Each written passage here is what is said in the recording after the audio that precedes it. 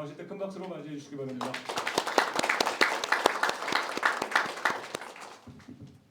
네, 정은천입니다. 여러분 만나뵈어서 대단히 반갑습니다.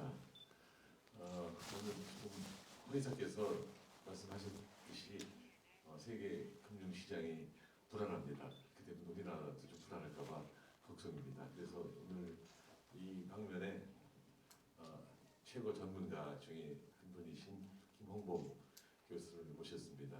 김홍범 교수는 제가 아주 좋아하는 경제학자입니다. 그리고 저하고 화폐와 금융시장이라는 한 20여 년 된 책을 같이 썼습니다. 공저한 분입니다. 그래서 여러분들 오늘 재미있는 토론이 될 것 같습니다. 그래서 평소처럼 경청하시고 또 토론을 활발하게 해주시기 바랍니다. 오늘 마침 정말 여러분들이 많이 오셨어요. 오랜만에 오신 분도 계시고 또 처음 오신 분도 계시고 멀리서 오신 분도 계시고 그런데 지금 다 기억은 안 나지만 전문가들 한번 좀 소개할게요.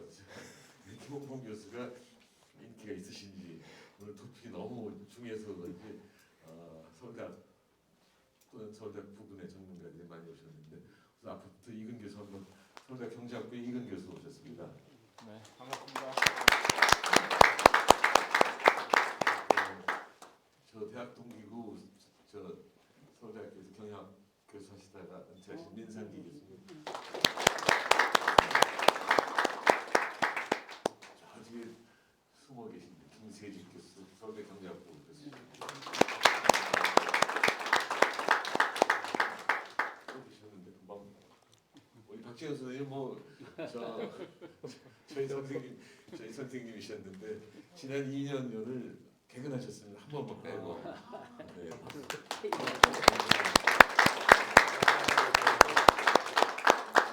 그리고 오실 때마다 꼭 좋은 질문을 해주셨습니다. 고맙습니다. 오늘 안 하겠습니다. 안녕하세요. 또 경제학자들 또 포함 계세요? 최범수 박사도 계세요. 네. 최범수 박사는 KDI 산업은행 등에서 금융 전문가시고 오늘 금융 전문가만 여러분이 오셔서 활발한 토론이 기대됩니다. 오늘 처음 오신 분 좀 한번 소개할까요? 자 뒤에 오경은 씨는 우리 동반성장연구소 후원 회원입니다. 그리고 같이 오셨어요. 그리고 멀리 대구에서 원성수 선생님 어디 계신가요? 대구에서 오셨습니다. 그래서 곧 상해에서 한 두 분이 또 오실 텐데 현재로서는 지금 그래서 북경에서 오신 분 한번 소개해드립니다. 윤영화 변호사는 이런 걸 쓰는 게 아닌데 한족이에요, 한족. 크게 중요하지 않지만 그리고 우리 이용남 선생님 오랜만에 오셨어요.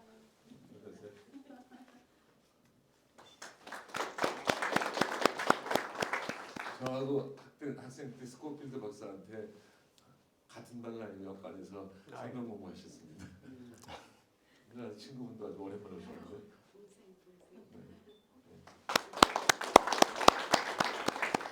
우리 정근수 선생님 처음이시죠? 네, 저 정시 동문회에서 아주 열심히 아주 금방 잘 안 보이네요. 또 그 외에 저기 원성 선생님 같이 오신 젊은 분들 계신데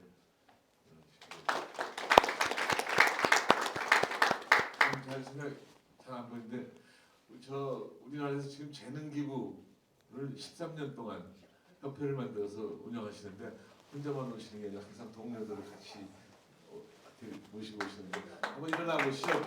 재능 기부 협회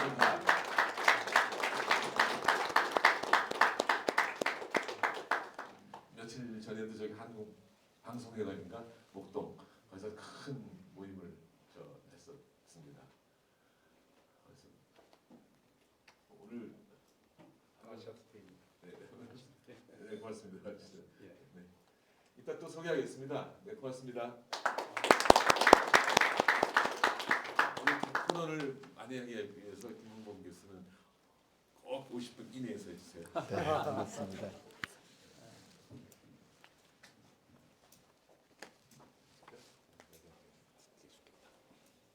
네, 나오셔서 강연 시작해 주시면 될 것 같습니다. 안녕하십니까.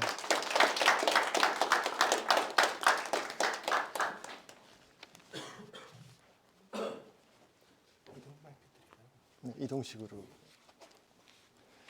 제가 그냥 자유롭게 왔다 갔다 해도 되는 건가요?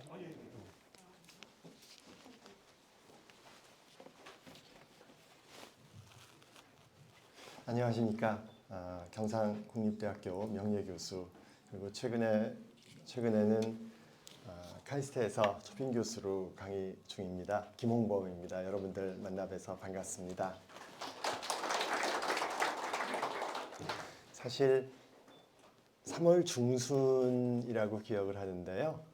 정운찬 선생님께서 이러이러한 주제로 한번 해보면 어떠냐라고 이제 전화로 권유를 주셨습니다.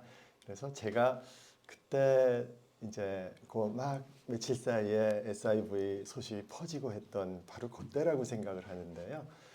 그때 저는 SIV가 상당히 그 특별한 상업은행이었기 때문에 그냥 그걸로 그냥 조용히 끝날 거라고 얼추 생각을 하고서 그거 선생님께서 이렇게 권유를 하시는데 그냥 감당할 것 같다라고 생각하고 쉽게 받아들였었습니다.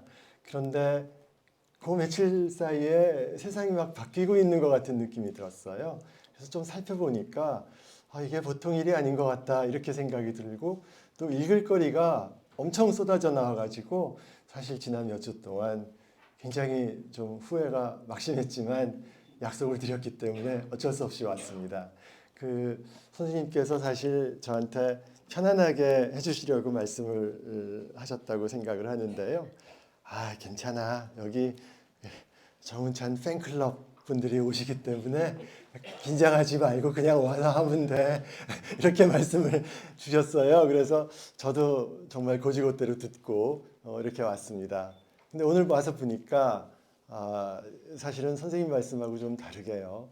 전문가 분들도 많이 계시고 또 정말 이렇게 팬클럽 회원 분들로 보이시는 많은 분들이 대단히 학구적인 분들이시라는 생각을 제가 좀 일찍 와서 그런 느낌을 많이 받았습니다. 선생님께서 저한테 사실은 전문가들이 많이 와서 긴장되겠어 이렇게 조금 전에 말씀을 주셨는데요. 저는 사실은 하나도 긴장 안 하고 있습니다.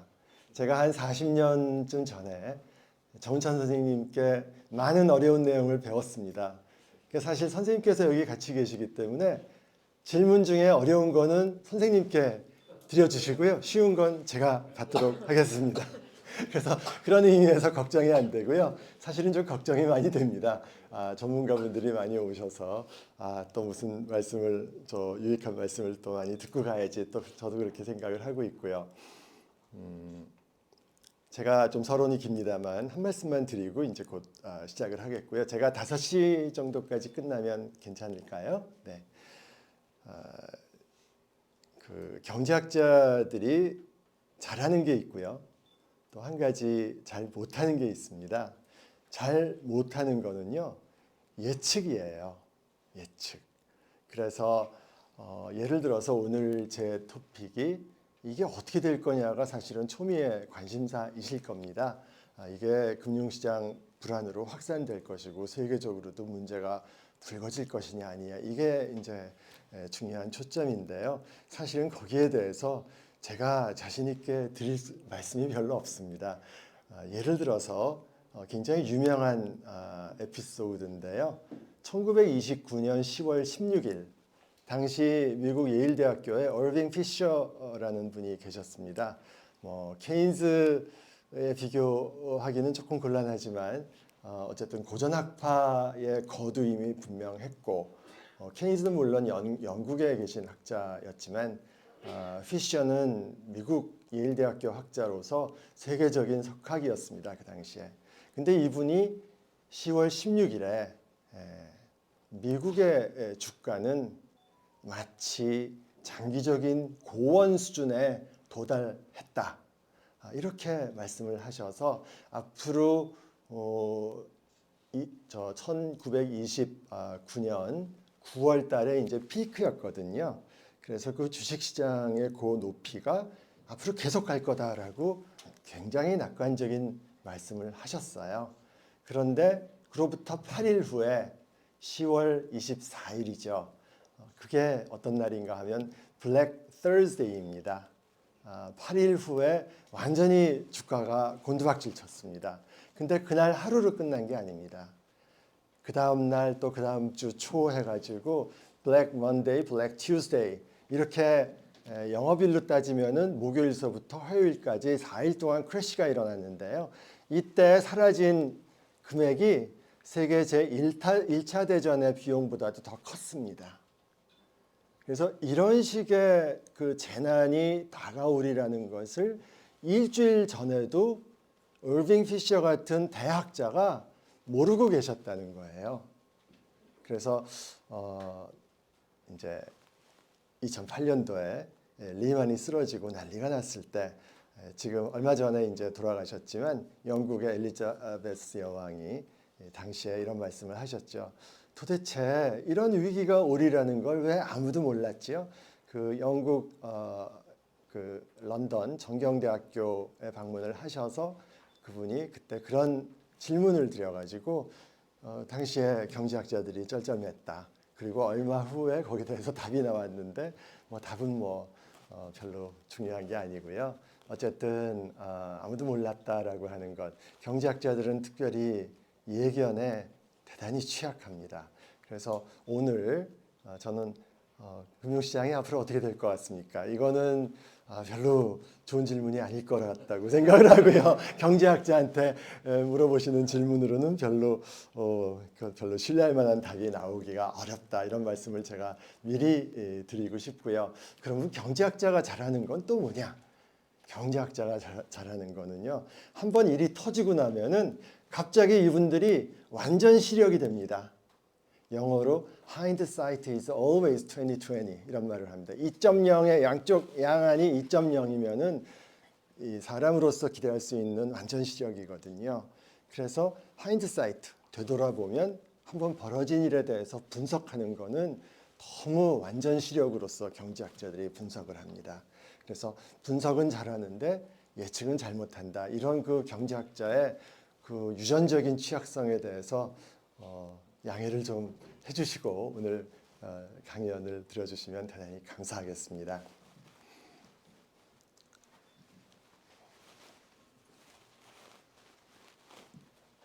제목은 SVB 파산으로 다시 생각해본 금융위기고요. SVB는 잘 아시다시피 실리콘밸리 뱅크입니다.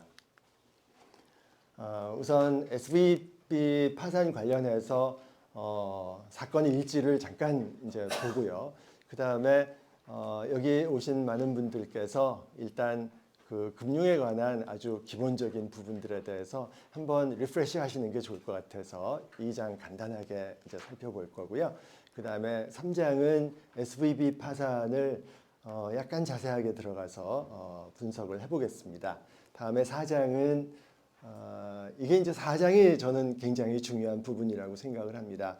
우리가 지난 몇백 년 동안 금융위기를 여러 차례 당했는데 그 중에서 몇 가지 그 사례를 이제 이코노미스트지에서 2014년에 굉장히 훌륭한 에세이를 칼럼으로 제시한 적이 있습니다. 근데 그 5가지 위기를 선별해 가지고 이 위기라고 하는 것이 이 금융에 어떤 영향을 미쳤는가. 보통은 이제 우리가 금융이라고 하는 것이 위기를 낳는다.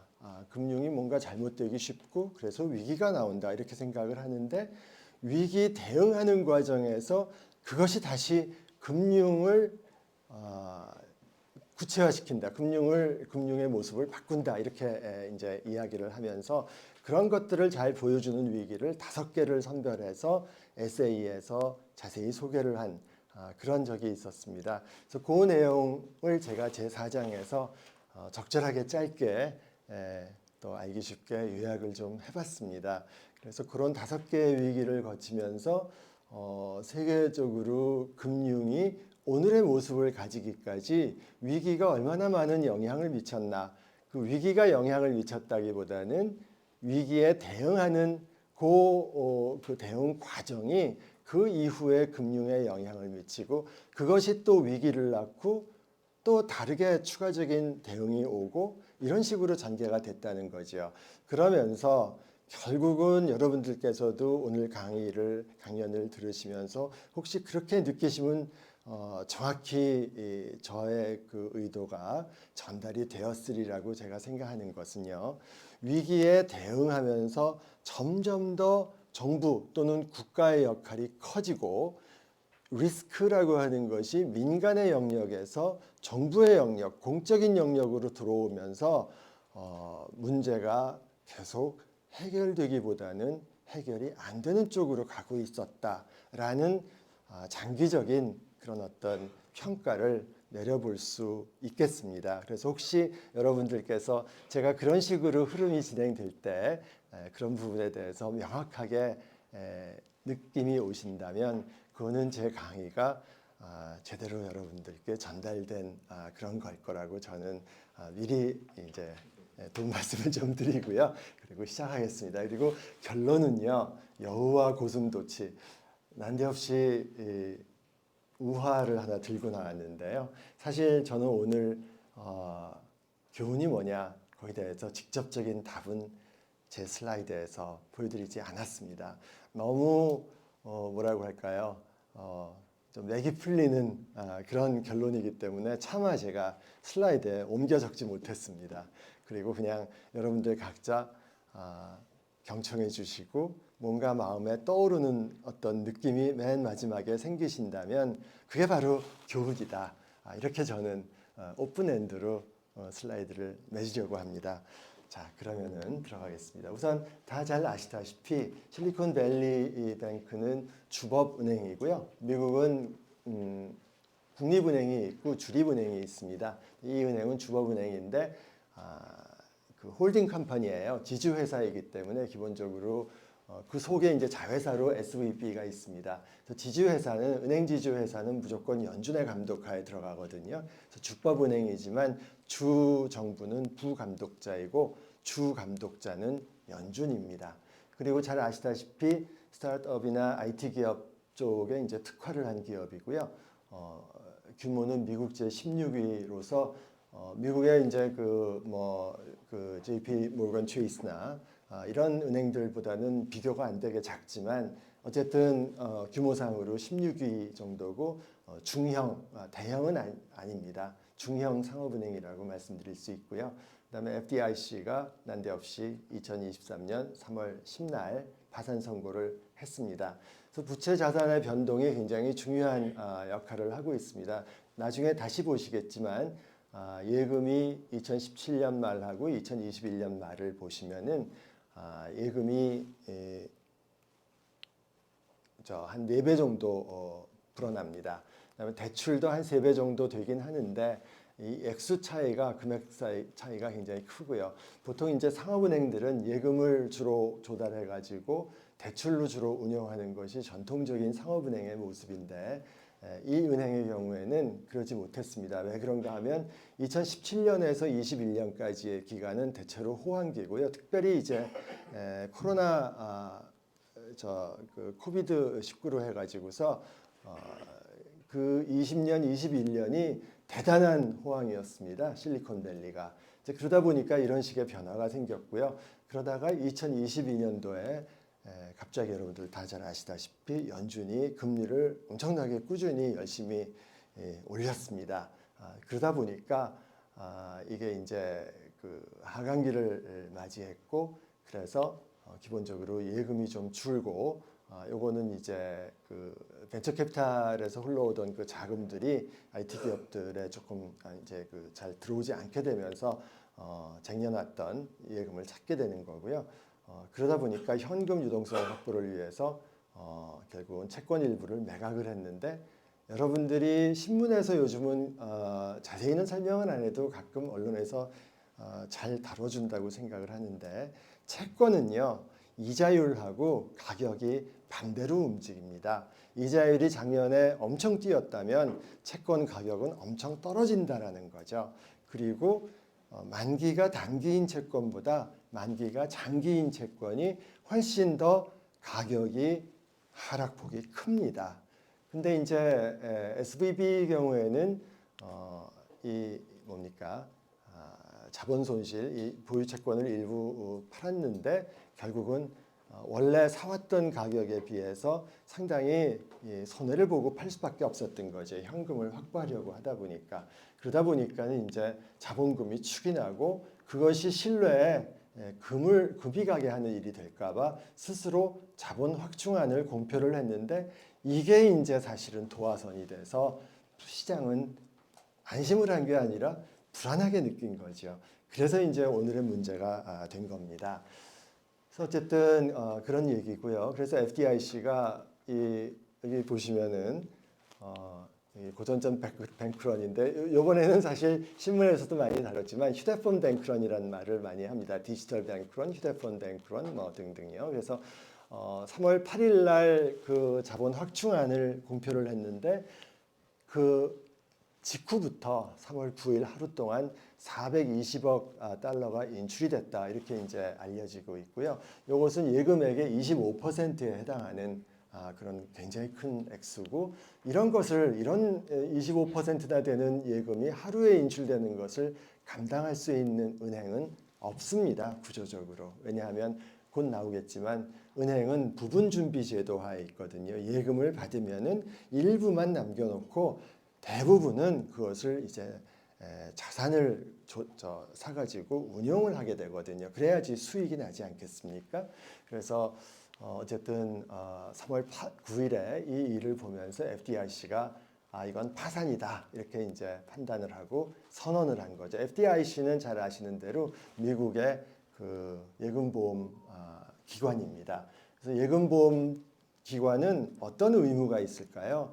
자신이 갖고 있는 예금보험 그 기금, 그 펀드가 손실이 미니마이즈 되는 것이 FDIC의 주 그 책무입니다. 목적입니다. 그렇기 때문에 FDIC로서는 빨리 파산을 선언해서 이 SVB의 경영권을 자신들이 떠안고 이거를 예금주를 보호하기 위해서 적절하게 자산을 확보해야 되겠다. 자산 가치를 말하자면 잃지 말아야 되겠다. 더 이상 이렇게 이제 생각을 하고서 선언을 한 겁니다. 그래서 어쨌든 뭐 규모가 2008년도에 그때 이제 와무라고 보통 얘기하죠. 워싱턴 뮤추얼 다음이다 이렇게 이제 알려져 있고 그 다음에 이제 미국에서 굉장히 금융시장이 이제 불안을 보이고 있고 이것이 급기야 크레딧 스위스로 옮겨 붙어 가지고 물론 이제 옮겨 붙었다라고 하는 것이 부분적으로는 분명히 영향을 줬는데요. 크레딧 스위스는 지난 몇 년 동안 상당히 문제가 심각한 은행이었습니다. 자체적으로. 그래서 자체적인 문제가 있었는데 불안 심리가 퍼지다 보니까 거의 망할 지경이고 UBS가 이것을 억지로 떠밀려서 인수를 한 것으로 그렇게 저는 생각이 들고요. 스위스 정부가 나서서 결국은 위기 관리를 한 것이다 이렇게 생각을 합니다. 근데 이제 미국의 정책 대응이 굉장히 중요한데요. 3월 12일 SVB 또 SP는 시그너처 뱅크입니다. 시그너처 뱅크는 미국 총자산 기준으로 미국 29위인데요. 어쨌든 망했습니다. 그래가지고 두 은행에 대해서 예금을 전액 보장한다. 그리고 그 같은 날 비상유동성 프로그램을 만들어가지고 엄청나게 예외적인 조건으로 비상유동성을 거의 뭐 무제한으로 무조건 공급하겠다라는 그런 의지를 밝혔고요. 그 다음에 크레딧 스위스의 요 디벨롭먼트 이 영향을 보면서 국제적으로 5개 국가 또는 지역이 중앙은행 간의 달러 스왑을 체결했습니다. 우선 뱅크런인데요. 뱅크런이 아니라 뱅크런과 금융위인데요. 우선 금융이라고 하는 것은 금융은 여러분들 자금 융통의 준말입니다. 자금 융통. 자금을 꾸어주고 꾸어받는 것. 그게 금융이에요. 그래서 대부자의 여윳돈이 차입자에게 흐르는 현상이다. 굉장히 재미있는 것이 이코노미스트지에서 경제적 타임머신이다 이런 얘기를 했어요. 그러니까 돈을 구워주고 구워주는 입장에서는 내가 가진 구매력의 일부를 누군가한테 주어서 이것을 내일이 되면은 좀 더 큰 액수로 내가 받을 수 있다. 이렇게 되니까 그 자금이 이 이코노믹 타임머신 금융이라고 하는 계약을 통해서 내일로 옮겨가는 거죠. 구매력이.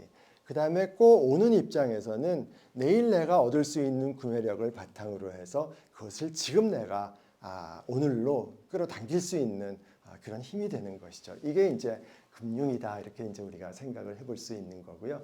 이것이 여기 있지만 여러 가지 이제 그 안전망적인 의미도 우리가 찾을 수가 있고 또 경제 성장이라고 하는 면에서도 이해를 해볼 수 있습니다. 그래서 금융이라고 하는 것이 궁극적으로 경제 성장 및 안정에 기여하는 이런 순기능이 있다. 이건 너무 당연한 얘기인데, 근데 문제는 그 순기능이 무색할 정도로 역기능이 가끔 엄청나게 다가올 수 있다라는 것이죠. 그래서 금융의 역기능은 한마디로 금융 위기입니다. 그 다음에 우리가 한번 생각해 보면 좋을 개념이요. 자산 변환 기능입니다. 자산 변환 기능에서 쭉 제가 정리를 했는데 정리를 하면서도 이거 쉬운 얘기를 너무 어렵게 한다 이런 생각을 하기도 했습니다.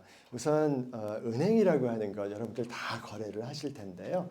여러분들이 우선 예금을 하시면은 뭘 받으십니까? 예금 통장을 받으시죠. 예금 통장이라고 하는 건 뭘까요? 은행이 예금주한테 내가 이렇게 여러분에게 빚을 졌습니다.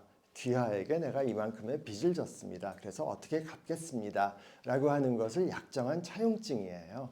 그래서 은행이 빚을 진 데 대한 증빙, 그게 바로 예금 통장이고 예금 통장에는 은행의 이름이 그 발행자 이름이 박혀 있습니다.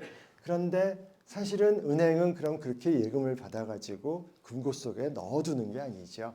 그 대부분의 돈을 이제 운용을 하게 되는데 상업은행업, 커머셜 뱅킹이라고 하는 것은 기본적으로 예금을 받아가지고 대출을 하는 그런 금융기관의 비즈니스 모델을 의미합니다. 그래서 대출로 운용을 한다라고 했을 때 그 대출이라고 하는 것은 또 뭘까요? 그것은 기업에게 돈을 구워주고 거기에 대한 청구권을 은행이 확보하는 행위입니다. 그러니까 은행이 우리들과 같은 예금주들한테 돈을 그렇게 구울 수 있는 이유는 또 우리가 은행에게 예금을 통해서 돈을 구워줄 수 있는 이유는 뭔가 하면 은행이 청구권, 자신이 대출해준 기업에 대출해준 돈에 대한 청구권을 갖고 있기 때문에 그 청구권을 우리가 믿으면서 저기서 돈이 회수가 될 테니까 은행이 나한테 예금 이자와 합쳐서 원리금을 제대로 상환할 거야. 이렇게 생각하면서 우리가 은행한테 돈을 꿔주는 거죠. 그러니까 결국은 은행이 갖고 있는 청구권을 토대로 해서 은행은 우리들에게 그 자신의 예금 통장을 발행해 줄 수 있는 겁니다. 빚을 졌습니다라는 얘기를 할 수가 있고 우리는 그 빚을 왜 줄 수 있느냐 하면 은행이 청구권을 통해서 기업에게서 받아낼 수 있다는 걸 알기 때문입니다.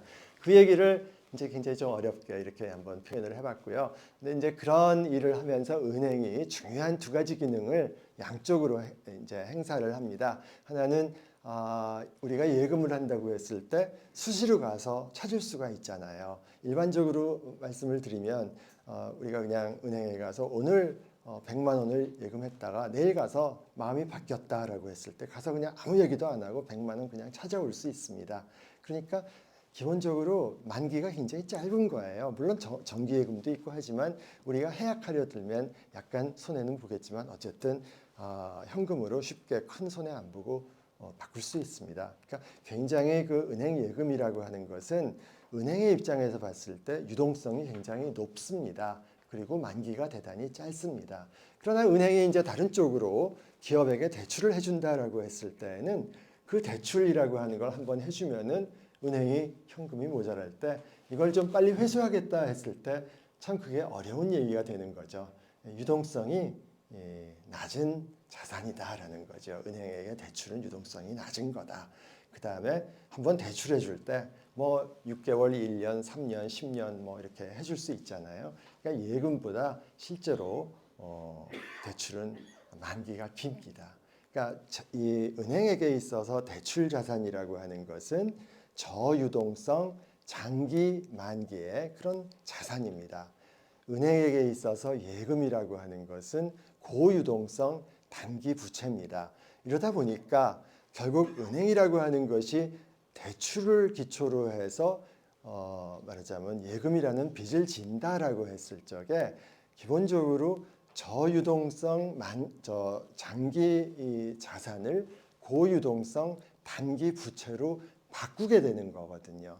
근데 왜 그렇게 성격이 다른 어떤 변환이라고 하는 역할을 은행이 하는 것일까요? 그거는 예금주의 선호가 단기 만기를 좋아하고 또 유동성이 높은 걸 좋아하기 때문이죠. 예금주의 그런 특징, 또 돈을 꾸어가는 차입 기업의 특징은 장기적으로 안정적인 자금을 확보하고 싶은 거죠. 그러다 보니까 저유동성, 장기 만기 이렇게 이제 가는 겁니다. 대출은.